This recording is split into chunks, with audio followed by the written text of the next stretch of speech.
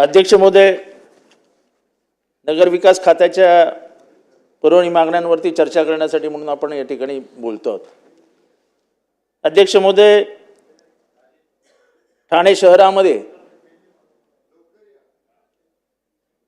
पाण्याचं दुर्भिक्ष्य हे फार मोठ्या प्रमाणात आहे। अध्यक्ष महोदय, ठाणे शहरातला एकही भाग नाही त्याच्यात मुबलक पाणी आहे। प्रत्येक विभाग दुसऱ्या विभागाकडे संशयाने बघतो।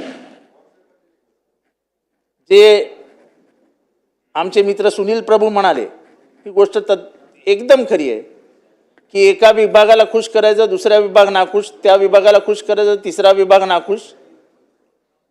अध्यक्ष महोदय, गेले अनेक वर्ष ठाणे महानगरपालिकेत ज्यांची सत्ता आहे त्यांच्याकडून अपेक्षा होती की ते धरण बांधतील, पण अध्यक्ष महोदय, कुठल्याही प्रकारची योजना न आखल्यामुळे आज ठाण्यामध्ये प्रचंड पाणी टंचाई आहे।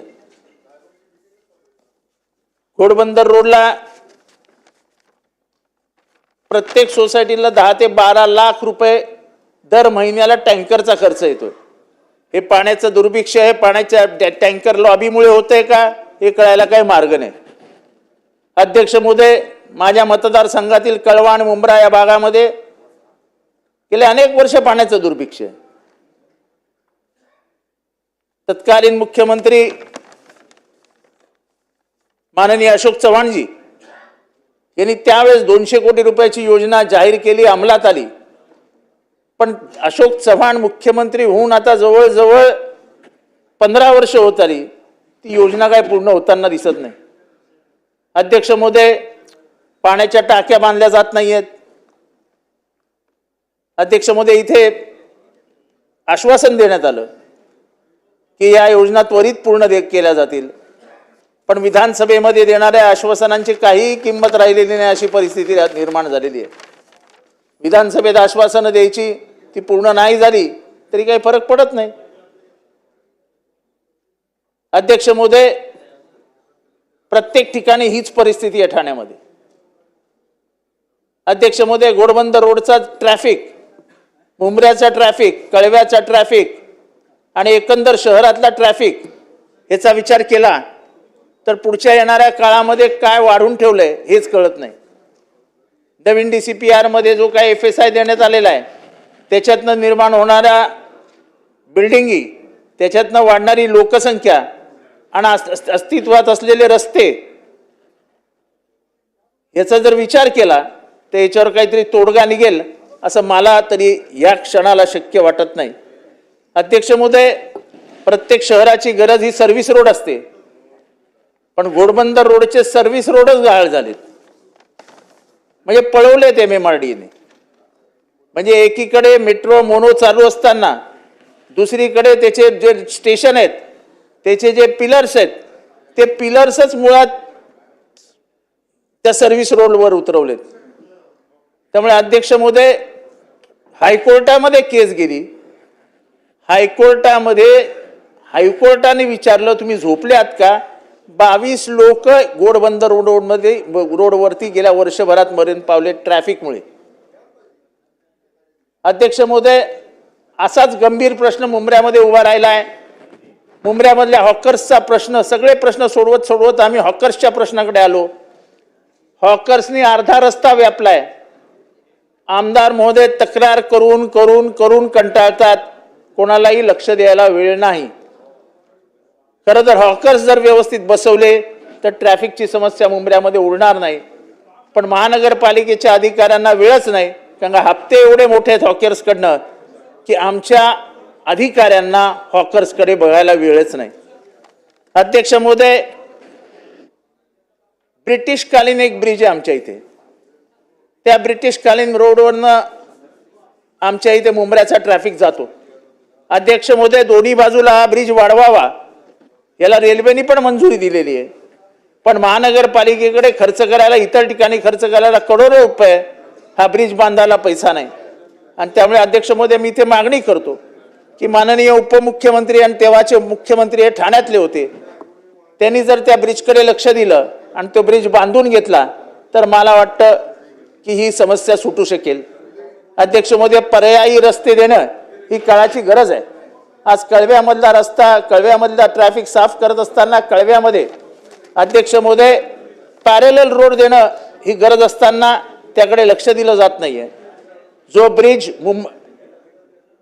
आम्ही सागर साहेब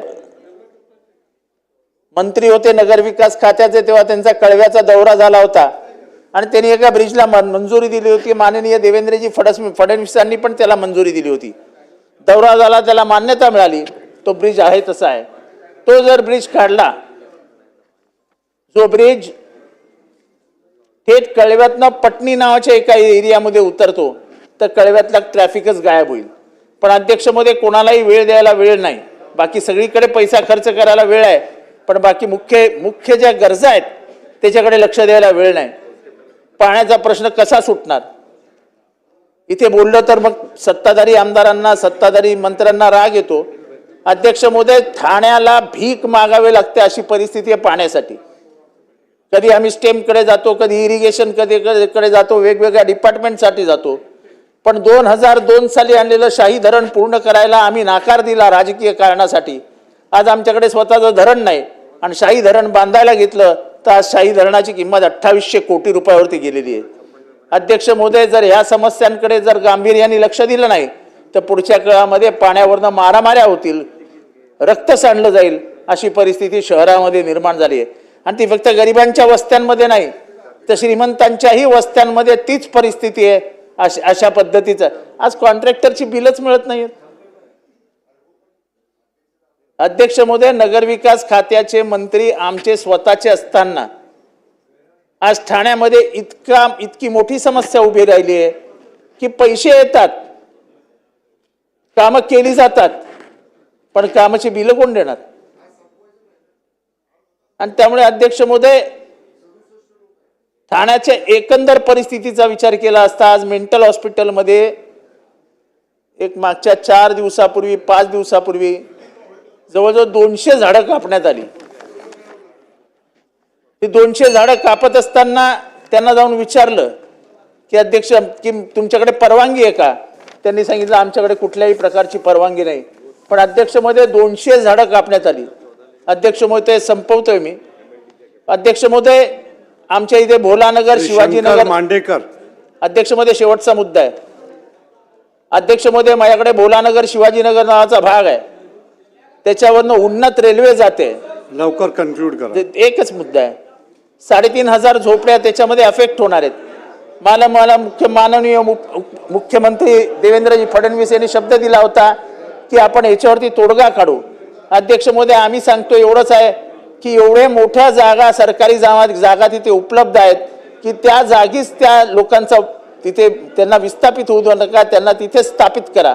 अध्यक्ष महोदय, याच्यात सर्वात कळीचा मुद्दा हा आहे की सगळं धुणे भांडी काम करणारी लोक तिथे राहतात आणि त्याच्यामुळे जर त्यांना तिथेच दिलं नाही तर परत एकदा ते झोपड्या नवीन बांधतील आणि त्यांचं परत तेच होईल. बाब क्रमांक 432 आणि बाब क्रमांक 114 वर बोलण्यासाठी उभा आहे.